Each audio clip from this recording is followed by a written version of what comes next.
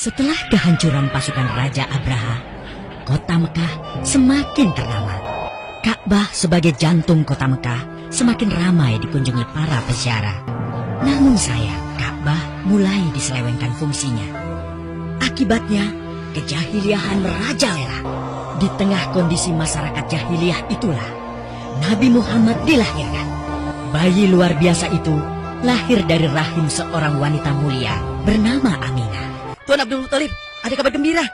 Cucu Anda telah lahir. Benarkah? Laki-laki atau perempuan? Laki-laki, Tuan. Ah, cucuku. Kasihan engkau terlahir yatim.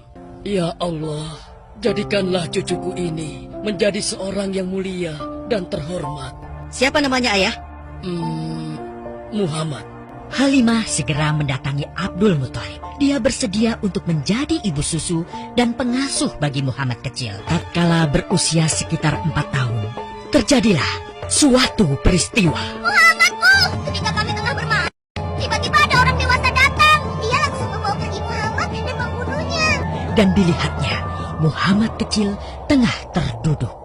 Muhammad kecil menceritakan apa yang telah terjadi. Bahwa seseorang telah membelah dadanya, mengambil hatinya, kemudian mencucinya dan mengembalikannya lagi ke tempatnya semula. Maka sesungguhnya yang datang itu adalah malaikat Jibril.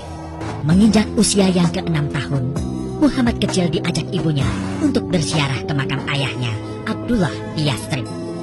Dalam perjalanan pulang kembali ke kota Mekah, Aminah pun jatuh sakit. Aminah meninggal di sana, dan Muhammad kecil pun menjadi seorang anak yatim piatu. Sejak itulah, Muhammad kecil dirawat dengan penuh cinta dan kasih sayang oleh kakeknya, Abdul Muthalib. Saat usia Muhammad 8 tahun, Abdul Muthalib kakeknya yang sangat menyayanginya itu meninggal dunia. Kemudian, pengasuhan atas Muhammad pun beralih ke pamannya, Abu Thalib. Muhammad kecil tahu betul betapa sayangnya pamannya kepadanya. Hingga saat usia Muhammad menginjak 12 tahun, pamannya Abu Thalib mengajaknya berdagang ke Syam. Sampailah mereka di satu daerah bernama Busra. Saat mereka beristirahat, datanglah seorang pendeta menghampiri. Wahai saudara, dari manakah kalian berasal? Terima kasih saudaraku, kami datang dari Mekah. Siapakah gerangan anak ini? Ini adalah keponakanku, Muhammad namanya. Apakah kini dia yatim piatu? Benar. Aku sungguh beruntung bertemu dengannya. Seorang utusan Allah. Bagaimana kau tahu hal itu? Aku tahu karena aku seorang pendeta. Dan berita kedatangan dia sebagai seorang utusan Allah sudah disampaikan di dalam Injil. Tepat di usia 25 tahun, Nabi Muhammad menikahi Khadijah yang berusia 40 tahun. Kezaliman dan kemaksiatan terus berlangsung. Nabi Muhammad memilih tempat di sebuah goa di atas bukit sekitar Mekah.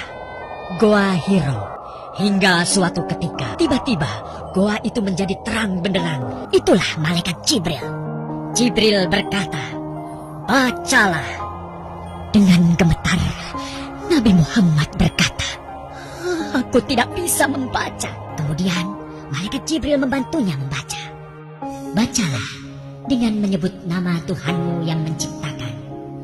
Dia telah menciptakan manusia dari segumpal darah. Bacalah, dan Tuhanmu lah yang paling pemurah.